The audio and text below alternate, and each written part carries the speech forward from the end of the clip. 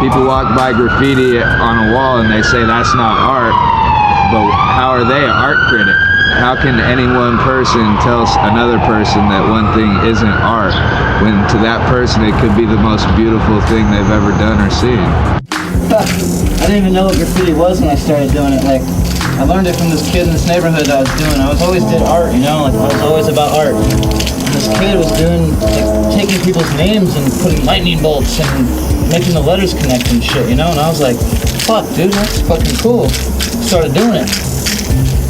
We all live in cities where, you know, there's tons of billboards, there's things constantly in your face from advertisers, so I think it's kind of a reaction in a way to say that, you know, this is our place too, and corporations shouldn't own it all. My name's Laurie Rasmussen, and I'm the president of Goodbye Graffiti in Seattle, and we remove graffiti. This is a situation of a criminal activity, and it's costing our neighborhoods dearly, and it's costing our city dearly, it's costing our nation dearly.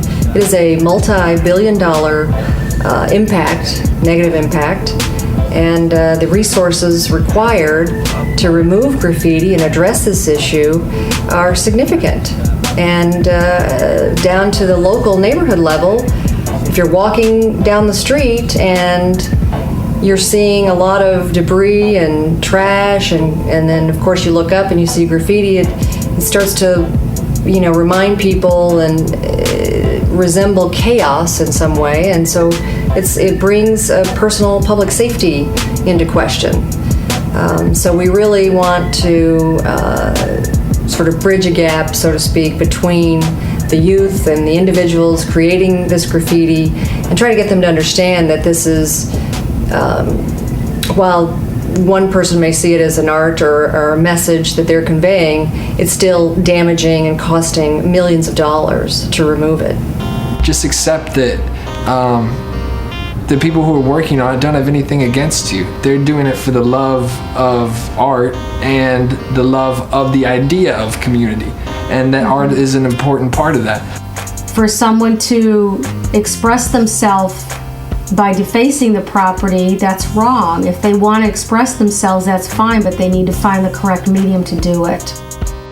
From where I sit, this utility spends approximately over $1 million a year cleaning up that stuff. People that get paid to cover up graffiti, that's your job. You need to stop bitching about it, because without graffiti, you'd be out of a job. So really, we're providing jobs for the community and people who gotta go and clean it up. It's an ongoing system. It's like brushing your teeth, you know? You brush your teeth one day, but the cavities and the bacteria and the plaque are gonna come back, so you gotta keep brushing every day. That's how it goes. It's life. It's a circle of life.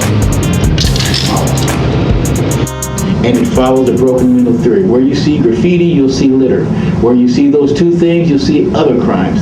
It's a proven fact. If I like pull up and pull the crates out and do a thing on the side of the wall and everyone's seeing me, I'm not gonna rob your house.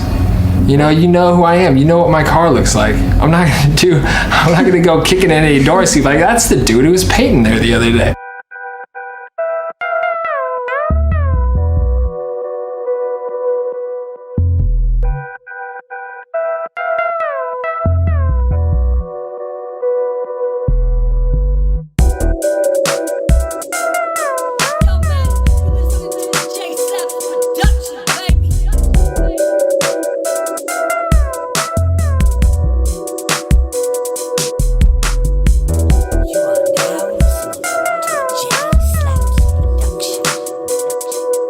There isn't very many options out there for some people right now, and you know, I don't think it's necessarily the graffiti's fault. I think it's a whole host of issues going on. But yes, marijuana is a gateway drug, and graffiti is a gateway crime. What are you gonna do about it? There's gateways. People have choices what gates they go through. So it can also be, graffiti can be a gateway to a career. I mean, also, I've worked with several of the people that I worked with on different murals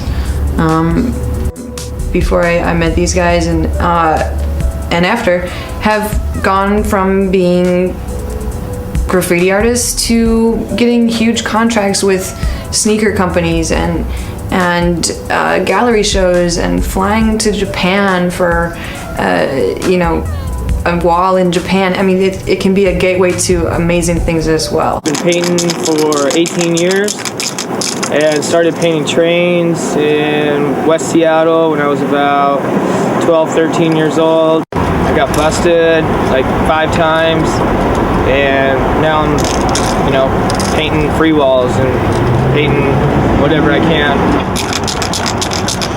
Go, hurry, hurry up, again, up. Get it. Hey, don't stand in the middle of these trains. This train can move at any second.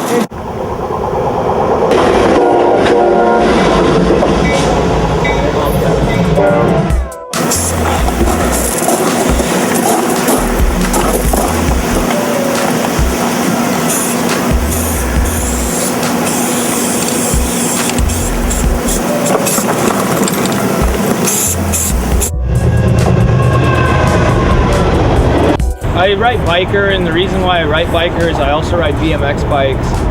I was sponsored by a big corporation as a professional bike rider, and I had this interview in a large magazine, and I basically said I am a graffiti writer and I write biker. And so the next day I went to the corporation, and they read the interview and said that I incriminated them and their company, so my contract is going to be over at the end of the year.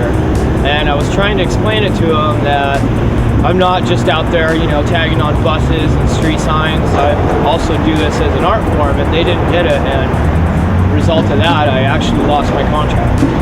We need to either, I don't know, keep kids from getting driver's license, call it a felony, it will affect their college scholarship, but we need to do something.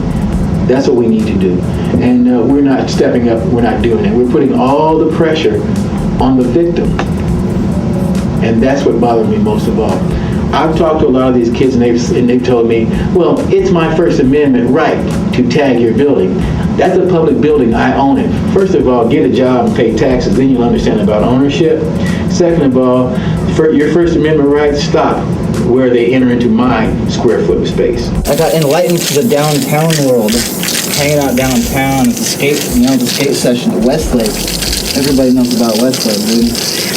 And this cat Space hits me up one day. He's like, hey man, you do graffiti? I'm like, no, I don't do graffiti. He's like, you do art? I'm like, yeah, I do art, bro. He's like, well, you got a little art book? I'm like, yeah, I got an art book, man. I showed him up. He's like, whoa, you got sick letter styles.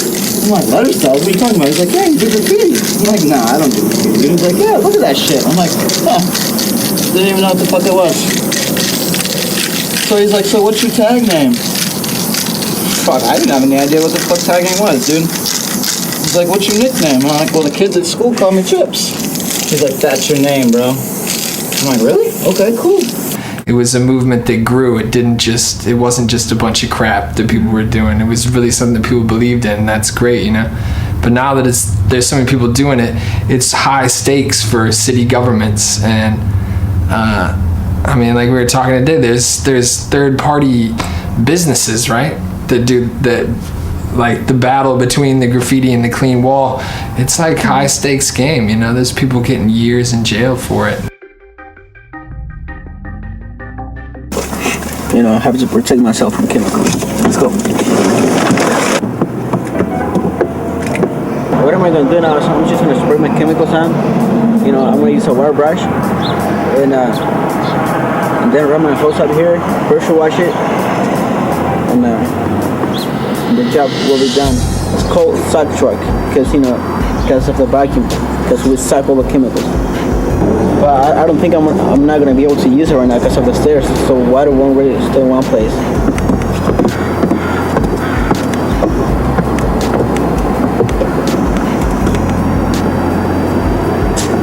It's all about safety. I'm gonna get my chemicals, then start working on it.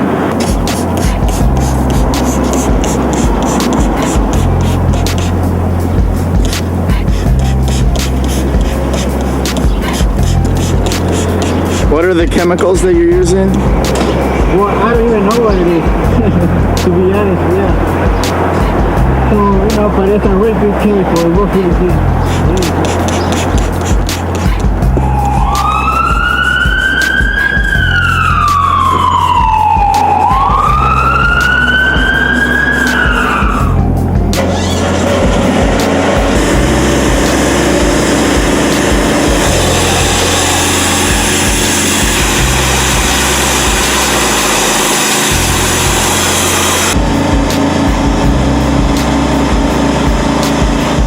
Well, I think it's getting even worse. I mean, well, there's so much graffiti everywhere, We're always busy.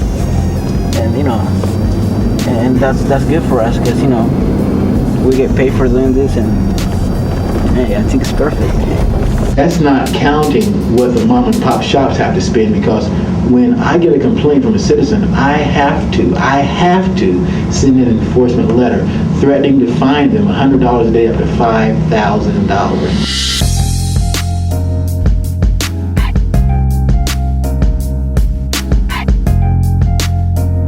So they have to do something immediately, they have to take care of it right now, real quick. So yeah, it is kind of frustrating for people to just keep, they try to keep their building, nice and clean, but, people just keep tagging buildings, So, I think it's kind of hard for them to keep paying, every month to have us go and clean up their building. So yeah, so it's always a headache. If you want to say something, say it, by all means. But you don't need to say it in an unlawful manner.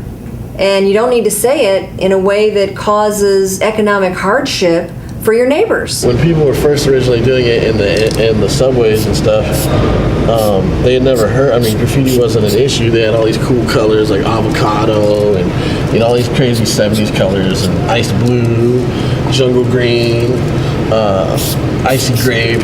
Just really, old school colors and stuff. But once graffiti started hitting LA and everything, they started making it illegal to buy it unless you were 18. And it just really it turned an art form into a crime. And well, it's like with any renegade movement, there's things that are going on. The people in the community need to be heard. So, if they're not given an avenue to be heard, you have to go to college, you have to go 4 years, you got to go to this to be heard. People are just gonna say fuck it and go to the street and say, you know what, you're gonna listen to me regardless. That's just how it's gonna be. You're willing to pay the consequences, continue to doing what you're doing, but I'll guarantee you that one or two things are going to happen. If you continue to vandalize somebody's property, somebody's going to shoot you. If you continue to crawl up on the freeway, talk about your right on the skies, you're going to fall off into traffic. Nothing good is going to come from it, guaranteed. I've climbed up onto the I-5 signs and across the freeway, climbing up poles, climbing up barbed wire fences, and throwing spray cans at each other while we're up there, and it's definitely fun. It's just very risky. The difference between art and graffiti is permission. The difference between graffiti and art is permission. The difference between graffiti and art is permission. Bottom line, if I didn't ask for it, don't want it. Bottom line. 2002, the Belltown neighborhood looked around and realized that graffiti was really getting a strong hold in that neighborhood. So they organized the first paint out.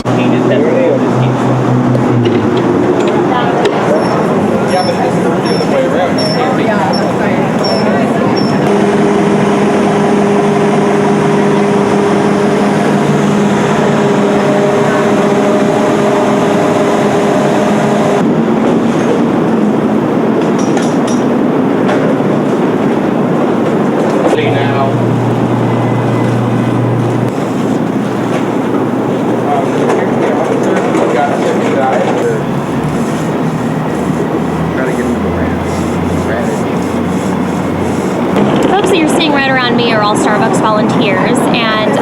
Starbucks. We represent Starbucks that are within the downtown area, and we are working with the Pioneer Square community to paint out downtown Seattle. So we're covering up any graffiti and picking up glitter that we see along the way. Us three, we're from the Reynolds work release, and so this gives us an opportunity to give back to the community. You've got individuals that say, well, yeah, I'll be a field inspector. I'll email the city every time I see, tags on this particular property, or every time I see suspicious activity or paint cans or what have you. I'll let people know. My opinion of graffiti is lack of respect. I think that a lot of people will compare graffiti with art, but I think that the big difference between graffiti and art is permission. What do you have in there? A bottle of whiskey? Yeah. Can I have that spray? Where are the razors? For some reason, yeah, it's not really coming.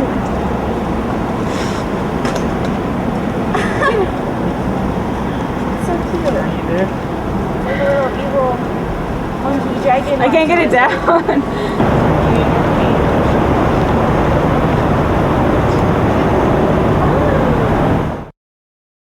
My job is not to change people's minds. I'm gonna keep doing what I keep doing, and they keep doing what they keep doing, and we'll see who wins. Basically. We've been doing it for a long time. You can't ever destroy it. It'll never go away. It's in every single country and every single across the world. I mean, even the United States, when they went up to the moon, they tagged the moon by putting a big old flag on top of that shit. Like, bam, I was here, Same shit, except you got more money. Every time you put up a billboard, every time you put up an advertisement, every time you put up McDonald's right in front of my fucking face, that's an advertisement. It's just tagging. That's just putting that shit right in front of my face, scrawling a McDonald's hamburger in front of my face, you know what I'm saying? So if I come along or someone puts up a mural or a tag or whatever, just charge it to the game and realize that that's marketing.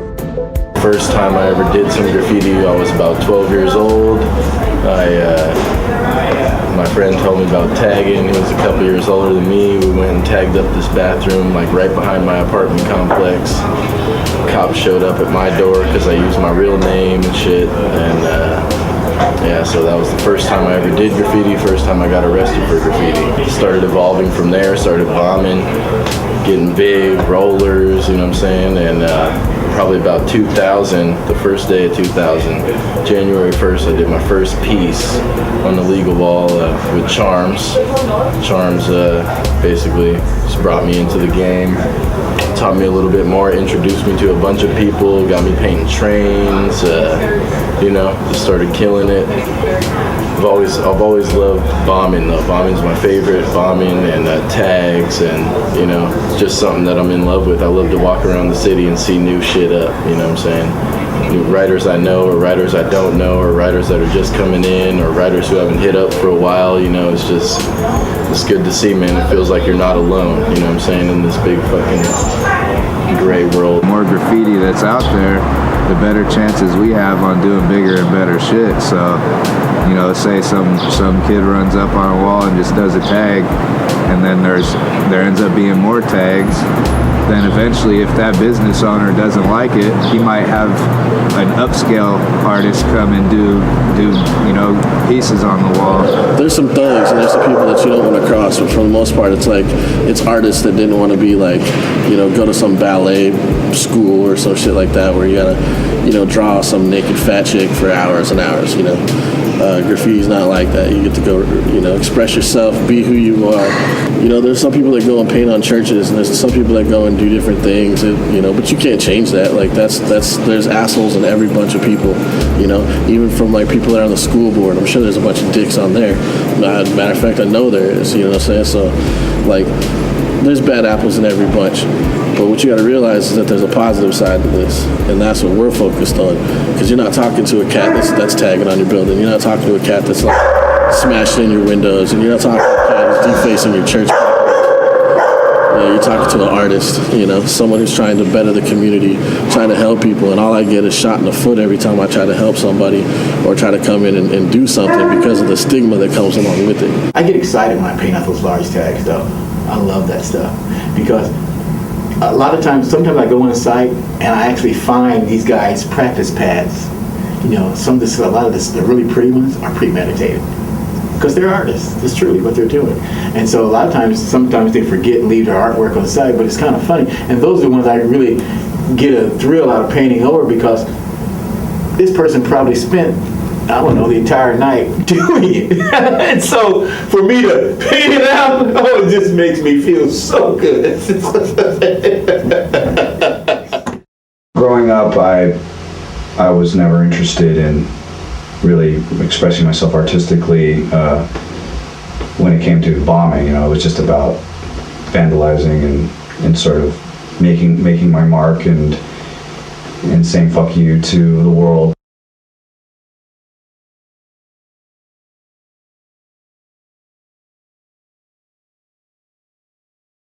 There is an ethics code at play, you know. I know guys that won't deface certain things, and, you know, don't want to deface private property or anything church related or school related, or, you know, it's different for everybody. I've had experiences, run-ins with authorities, and then ultimately I just figured it wasn't really worth it anymore. Stopped bombing, you know, a few years after that, and really developed my style to be more self-contained and be relevant on a canvas level, so I could, you know, display it in a gallery setting. See, I have to answer the phone every day and hear little old ladies who are afraid because they think gang members are coming to, I don't know, arrest them, rape them, rob them, whatever, because they don't understand this and this stuff. This is a new age thing, and it scares those old people. And not only that, the ordinance says that they have to clean up within 10 days. They are not physically capable of cleaning it up time and time again. So those are the kind of calls I get. You know, sometimes we get calls from the police department and they say that they've apprehended somebody and can we send them photos. We keep quite an extensive archive of the tags that we have removed. But, I mean, my guys have never been attacked. My technicians have never been confronted or anything like that. The other thing that I do say is we'd rather you convey your message in the privacy of your own home, on your own walls. You only have so much room at your own house to try to paint on, and once you do a good piece of work at your own house and you don't want to go over it, where else to move to besides another piece of property? But you have to go back to the philosophy of permission. It wasn't his property. If he didn't have permission to do that, then that's a crime. While someone might feel that it's their entitlement to post that message, we feel, you know, it might be my entitlement to remove that message. Lake City Way's got so many people. People are just like randomly emailing us, honking, and they're stoked. They're like, oh, now my commute isn't like wall, gross stuff. They're like, it's this bright thing to look at. Lake City in general gets no love from really anybody. Everybody calls it Lake Shitty and makes fun of it. And then, you know, you get to know people that actually live there, and they deserve public art just like people living in Queen Anne do, just like people living in, you know, other areas that tend to get more of the government dollars for those kind of things. We wanted to go to places that don't normally get that. I just think that if you're gonna tag or if you're gonna bomb, you gotta make it count, and you gotta make it worth something to the viewer, you know, something that's going to be a little more than just throwing up your set or your name, maybe making a statement that's gonna make people think.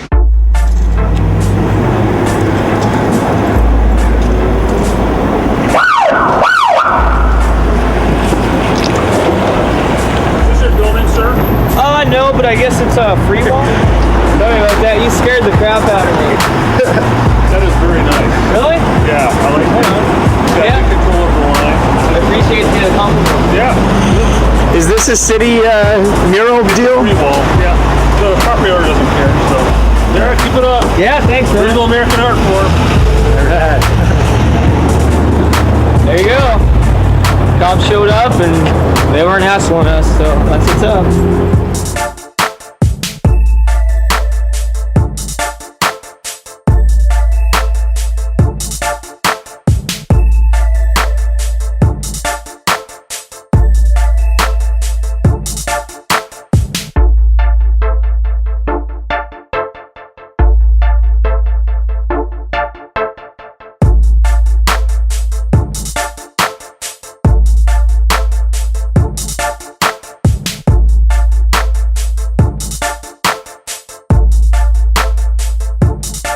Once corporate America got a piece of it and tried to sell things with it,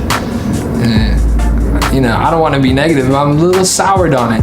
Yet I keep doing it. I still have like 600 cans of spray paint at my house, but whatever. One day you'll pay for it.